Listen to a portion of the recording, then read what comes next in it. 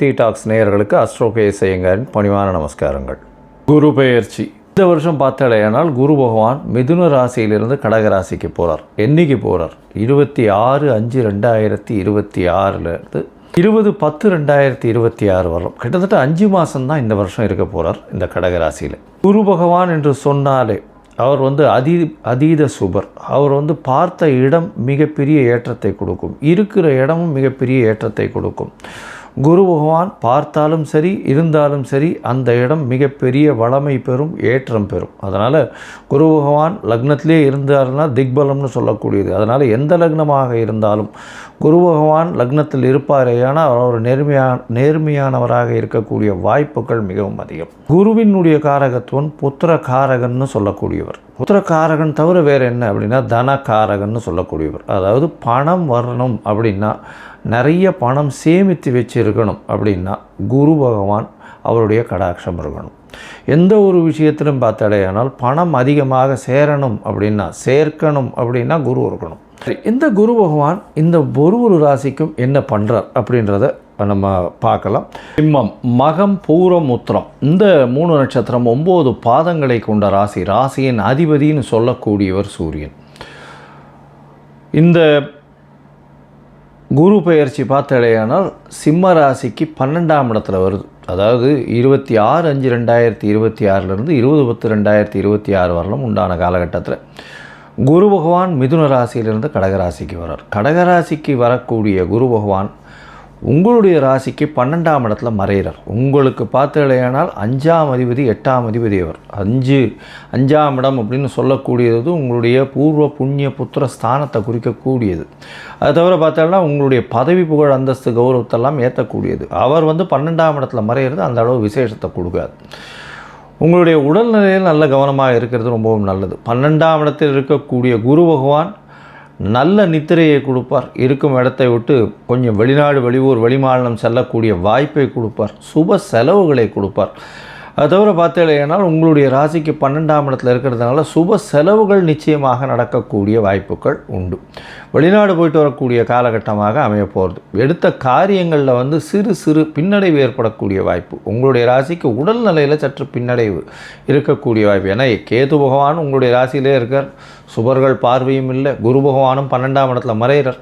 அதனால் உடல்நிலை 8ஆம் இடத்துல வேறு சனி, அஷ்டமத்து சனி வேறு போயின்னு இருக்குது. அந்த அளவு ஏற்றத்தை கொடுக்கக்கூடிய வாய்ப்புகள் மொத்தமாக பார்த்தாலேயானால் அந்த அளவுக்கு விசேஷமாக இல்லை. சரி, 12ஆம் இடத்தில் இருக்கக்கூடிய சனி பகவான் உங்களுடைய ராசிக்கு 4ஆம் இடத்தை பார்க்குறார். இதில் என்ன அட்வான்டேஜ் அப்படின்னு பார்த்தாலும்னா உங்களுக்கு புதுசாக வீடு மனை வாங்கக்கூடிய பாக்கியமும், படிக்கக்கூடிய மாணவர்களுக்கு நல்ல ஒரு ஏற்றம் இருக்கக்கூடிய காலகட்டமாகும். அது தவிர பார்த்தாலேயானால் உங்களுடைய தாயின் உடல்நிலையில் நல்லபடியாக இருக்கக்கூடிய வாய்ப்பும் இந்த காலகட்டத்தில் அமையும். உங்களுடைய ராசிக்கு 6ஆம் இடத்தை குரு பகவான் பார்க்குறார். இருந்தாலும் போட்டித் தேர்வு அப்படின்லாம் வந்ததுன்னா அந்த அளவு விசேஷத்தை கொடுக்காது. ஏன்னா 6ஆம் இடத்துல குரு பகவான் பார்க்கும்பொழுது யாருக்குடைய போட்டி போட்டாலும் அந்த அளவுக்கு உங்களுக்கு வெற்றி வாகை வரக்கூடிய வாய்ப்பு இல்லை. எப்போவுமே துர்கிரகங்கள் தான் 6ஆம் இடம், 3ஆம் இடம், 8ஆம் இடம், 12ஆம் இடத்துல இருக்கிறது விசேஷம். ஏன்னா அதுதான் நல்லது. எந்த ஒரு எதிரிகளையும் வெல்லக்கூடிய ஆற்றல் 6ஆம் இடத்துல துர்கிரகங்களுக்கு தான் வருமே தவிர சுபர்கள் பார்வையினால் ஒரு அண்டர்ஸ்டாண்டிங்கில் போய் ஒரு ராஜதந்திரம் அப்படின்ற மாதிரி சொல்லக்கூடிய அளவுக்கு தான் போகுமே தவிர அந்த அளவுக்கு விசேஷத்தை உங்களுக்கு கொடுக்காது. அதனால் போட்டிகளில் சற்று பின்னடைவு இருக்கக்கூடிய வாய்ப்புகள் மிகவும் அதிகமாக இருக்கக்கூடும். அது தவிர பார்த்தீங்கன்னா உங்களுடைய ராசிக்கு 8ஆம் இடத்தை குரு பகவான் பார்க்குறார். 12ஆம் இடத்துல குரு பகவான் இருக்கக்கூடிய குரு ராசிக்கு 8ஆம் இடத்தை பார்க்குறார். 8ஆம் இடத்தை பார்த்தேன்னா திடீர் பணவரவு வரும். வெளிநாடு வெளியூர் வெளிமாநிலம் செல்லக்கூடிய வாய்ப்பு வரும். மறைந்திருந்து இருக்க வேண்டிய காலகட்டமாக இருக்கும். அது தவிர பார்த்தோம்னா 8ஆம் இடத்தை எடுத்து சொல்லும்பொழுது மறைந்த விஷயங்களிலிருந்து பொருள் வரும். மறைந்த விஷயங்கள் அப்படின்னு சொல்லக்கூடியது ஹார்ஸ் இது பார்த்தோம்னா ரேஸு, அது தவிர இது ஷேர் மார்க்கெட்டு, இந்த மாதிரியான விஷயங்கள் இதிலெல்லாம் உங்களுக்கு நிச்சயமாக பணம் வருவதற்கு பஞ்சமில்லாமல் இருக்கும். வரக்கூடிய பணமும் நல்ல வகையில் சுப செலவுகளாக ஆகக்கூடிய வாய்ப்புகளையும் கொடுக்கும். மொத்தத்தில் பார்த்தோன்னா இந்த சிம்மராசிக்காரர்களுக்கு 12ஆம் இடத்து குரு அந்த அளவுக்கு விசேஷத்தை கொடுக்காது. 12ஆம் இடத்துல இருக்கக்கூடிய குரு உங்களுடைய நல்ல தூக்கத்தை கொடுக்கும். உங்களுடைய உடல்நிலையில் சற்று பின்னடைவை கொடுக்கும். அது தவிர உங்களுடைய 6ஆம் இடத்தை பார்க்குறதுனால வெற்றி வாய்ப்புகளை சற்று பின்னடைவுக்கு கொண்டு போகக்கூடிய வாய்ப்புகள் மிகவும் அதிகம். போட்டிகளில் என்டர் ஆகாமல் இருக்கிறது அது உங்களுக்கு ரொம்பவுமே நல்லதாக இருக்கும். அது தவிர 4ஆம் இடத்தை பார்க்கக்கூடிய குரு பகவானை பார்த்தாலேயானால் படிக்கக்கூடிய மாணவர்களுக்கு ஏற்றத்தை கொடுக்கும். அது தவிர புதிய வீடு மனை வாங்கக்கூடிய வாய்ப்புகளை நிச்சயமாக கொடுக்கும். இந்த காலகட்டத்தில் புதிய வீடு மனைன்றதை விட பழைய வீட்டை நீங்கள் விற்கணும்னு நினச்சிங்கன்னா அது நல்ல விலை போகக்கூடிய வாய்ப்பு. அதுவும் சுபமாக நல்ல ஒரு இடத்துக்கு போய் அது வழியாக நல்ல ஒரு பணம் வரக்கூடிய வாய்ப்புகள் நிச்சயமாக வரும். உங்களுடைய ராசிக்கு பார்த்தாலேயானால் 10ஆம் இடத்தில் இருக்கக்கூடிய 10ஆம் இடத்தை பார்க்கக்கூடிய குரு பகவான் சனி சனி இருக்கக்கூடிய இடத்த பார்க்குறார். அதனால் கொஞ்சம் உடல்நிலையில் சற்று இம்ப்ரூவ்மெண்ட் இருக்கக்கூடிய வாய்ப்பு கொஞ்சம் இருக்கும். இருந்தாலும் உங்களுடைய ராசியிலேயே கேத்துவும் 12ஆம் இடத்துல குரு பகவான் மறையிறதும் அந்த அளவு விசேஷத்தை கொடுக்காது. குழந்தைகள் மூலியமாக பிரச்சனைகள் வரக்கூடிய வாய்ப்புகள் இந்த காலகட்டத்தில் வரும். குழந்தைகள் மூலியமாக அதீத செலவுகள் வரக்கூடிய காலகட்டமாக அமையக்கூடிய வாய்ப்புகள் உண்டு. அது தவிர உங்களுடைய ராசிக்கு 8ஆம் இடத்தில் இருக்கக்கூடிய சனியின் மூலியமாக உடல் நலத்தில் பின்னடைவு இருக்கக்கூடிய வாய்ப்புகளும் நிச்சயமாக இருக்கும்.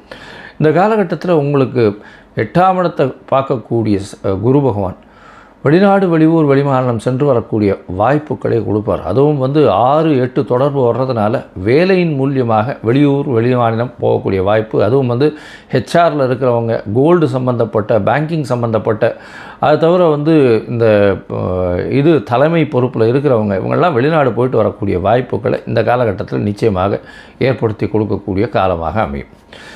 இந்த காலகட்டத்தில் உங்களுடைய தசாபுக்தி அந்தரம் சூக்ஷ்மம் அந்த அளவுக்கு விசேஷமாக இல்லை அப்படின்னா நீங்கள் அருகில் இருக்கக்கூடிய பட்டமங்கலம் போய் தட்சிணாமூர்த்தியை சேவிச்சுட்டு வாங்க. பட்டமங்கலம் தட்சிணாமூர்த்தியை சேவிச்சுட்டு அங்கே ஒரு மஞ்சள் துணி ஒன்று தானம் பண்ணிட்டு வாங்க. அதை தவிர நெய் விளக்கு போட்டுட்டு வாங்க.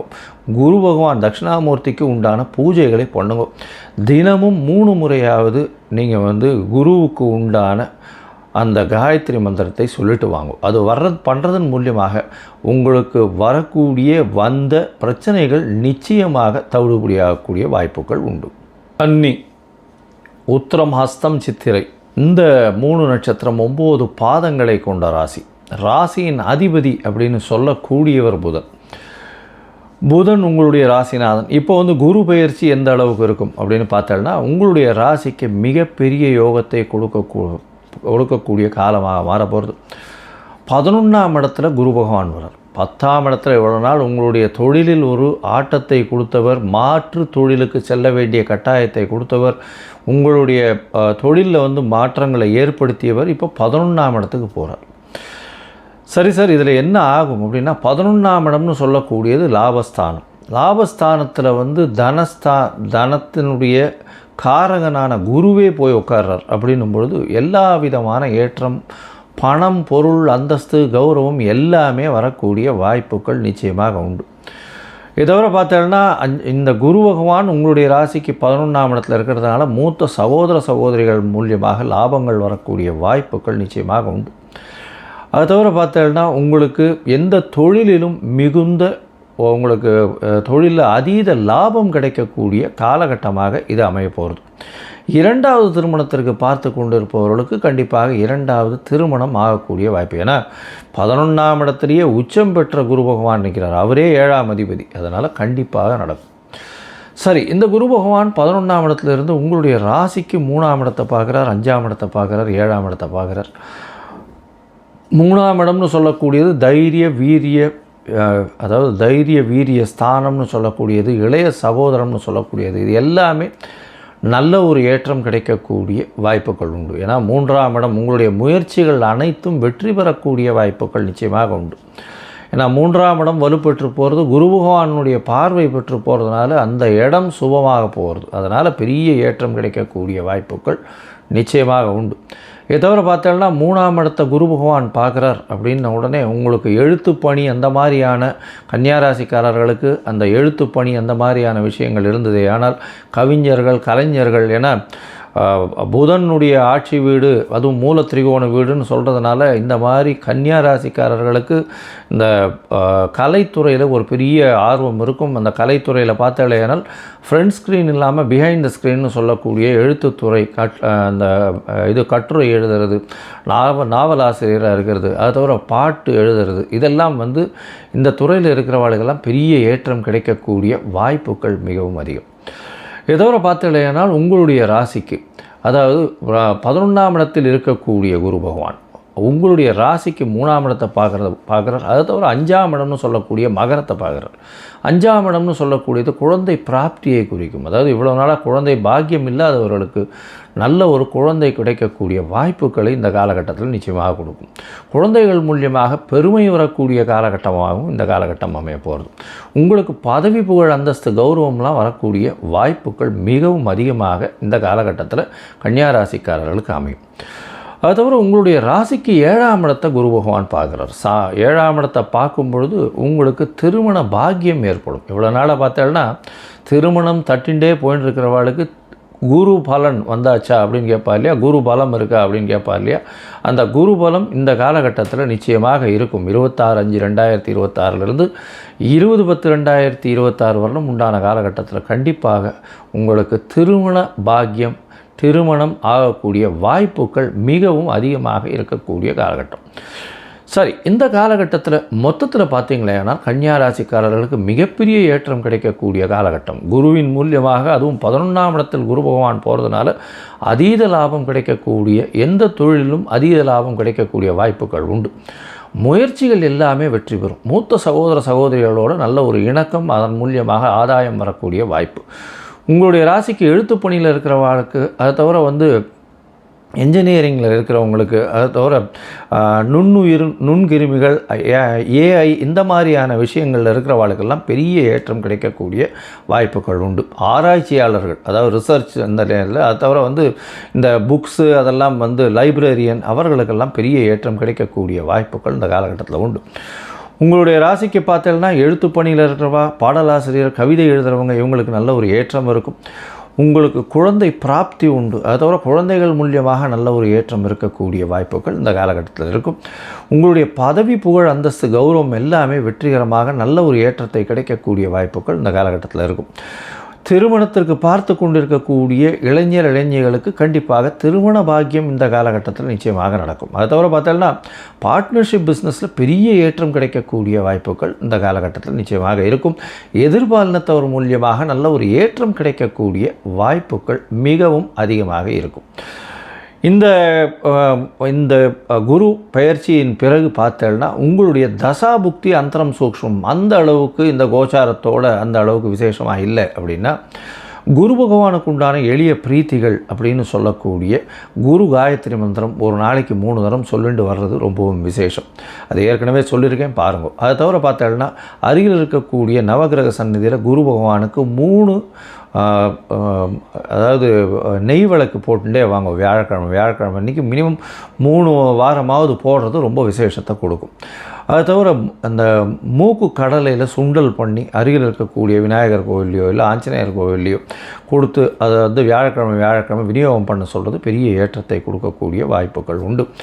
உங்களுடைய ராசிக்கு பார்த்தேனால் இந்த காலகட்டத்தில் ஒரு முறையாவது ஆலங்குளம் போயிட்டு வாங்க. குரு பகவானுக்கு உண்டான க்ஷேத்திரம்னு சொல்லக்கூடியது. மஞ்சள் வஸ்திரம் வாங்கி தானம் கொடுங்க.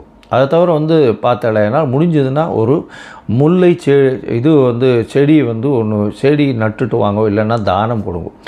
இது எல்லாமே வந்து குருவுக்கு உண்டான எளிய பரிகாரமாக சொல்லப்படுறது. நீங்கள் இந்த எளிய பரிகாரம் பண்ணுறதன் மூலியமாக நல்ல ஒரு ஏற்றம் உங்களுக்கு ஏற்கனவே வந்து இந்த கன்னியா ராசிக்காரர்களுக்கு அதீதமான யோகம் இருக்க போகிறது. இது இன்னும் அதிகமாக சேர்க்கக்கூடிய வாய்ப்புகள் நிச்சயமாக உண்டு.